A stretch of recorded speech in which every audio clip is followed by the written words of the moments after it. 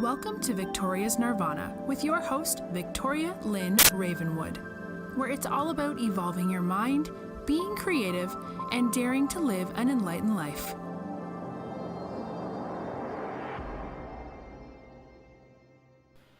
Hello. Today we have something special.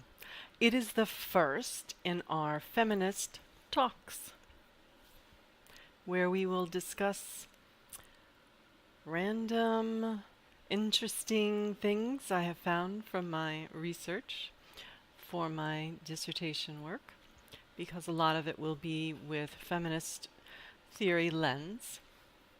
So, one of the things that came up when I was actually researching my student film at UCLA, where I have a girl taking back the night from an attacker.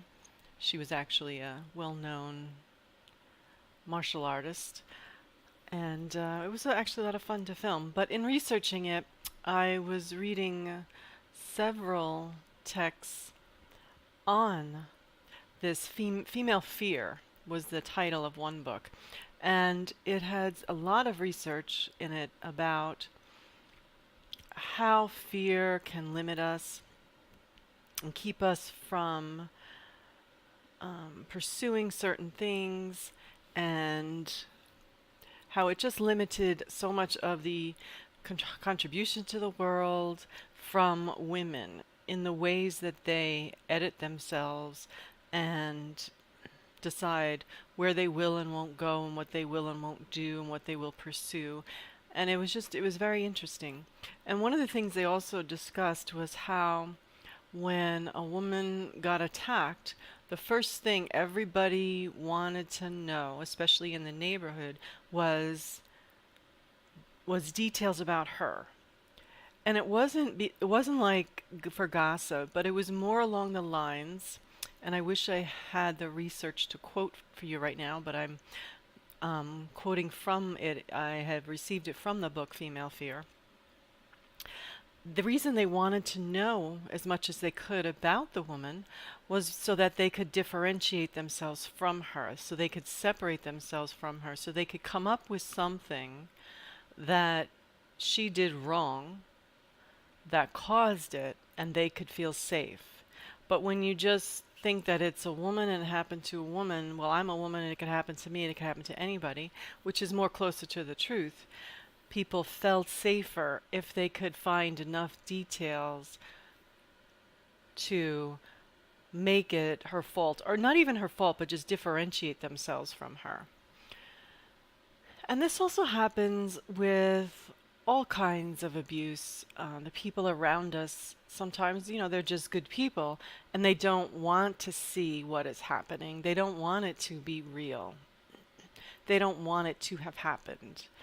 It can hurt them because they weren't there to protect us, or they just want to have faith in the world in general, and they want to be realistic, and they want to look for that thing that says, maybe you were wrong, maybe you didn't interpret it right, maybe it didn't really happen as you think it did, it's just your fear and your vision is clouded about it, or whatnot. And this happens a lot to a lot of people when they, especially children, when they come forward with stuff, any type of bad thing, any type, because parents and people who love you don't want these things to be true, and they don't want to feel like they weren't there, on the one hand. And on the other, there's just a lot of people who don't want it to be true because they don't want the possibility of those things happening to them.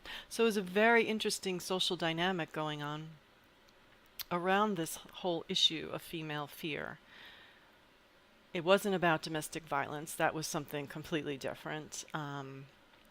But the research was very interesting on this topic of people not listening and why they don't listen when things happen, or when something happens that's very outrageous.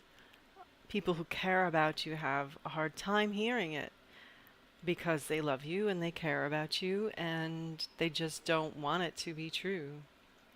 And this happens so often for children, and it's it's a shame because they don't understand the reasoning behind adults acting certain ways toward them when they try to talk about some type of pain or suffering they've been through, or something that someone had done, or bullying. We just don't, the parents, a lot of parents don't want it to be true. A lot of teachers don't want it to be true.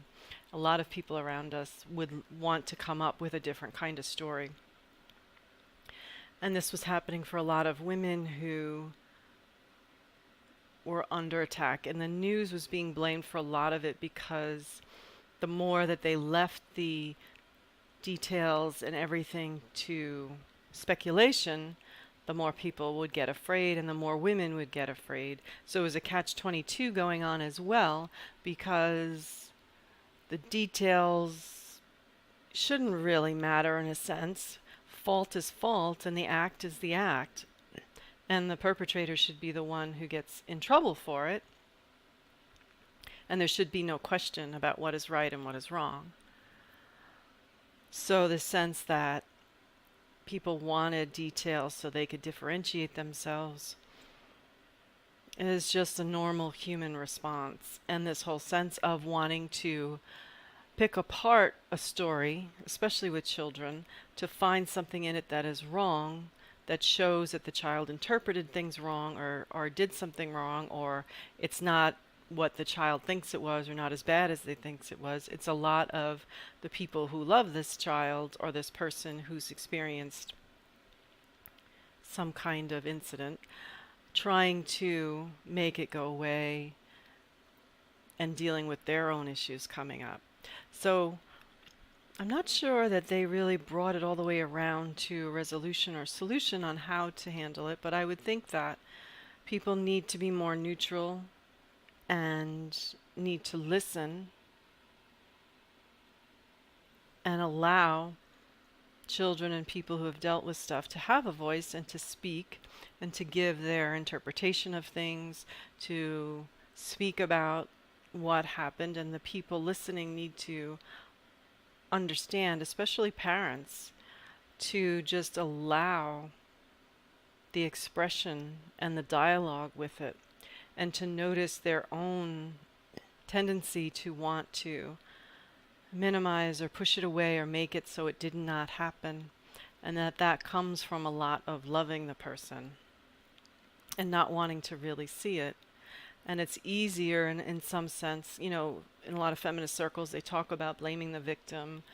And that is a big problem. And it can come from a place of anger of wanting to blame the victim, but it can also come from a place of love, because you don't want this to have happened. So you want to blame the victim so that in a strange way, you're bringing harmony back to life and the situation and establishing somewhat of peace within yourself. So it's a very interesting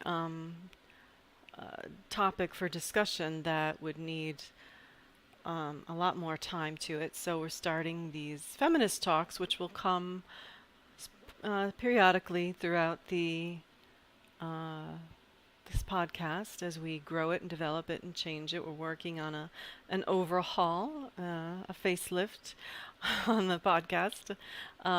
So I hope you continue to listen, and we'll mark each one that has Feminist Talk in the title so you know which ones to click on. So this will be Feminist Talk 1 on blaming the victim and taking back the night, so to speak. And I hope you will join us again. Have a great day. Thank you for listening to Victoria's Nirvana. Subscribe and visit victorialynnravenwood.com to sign up for the newsletter.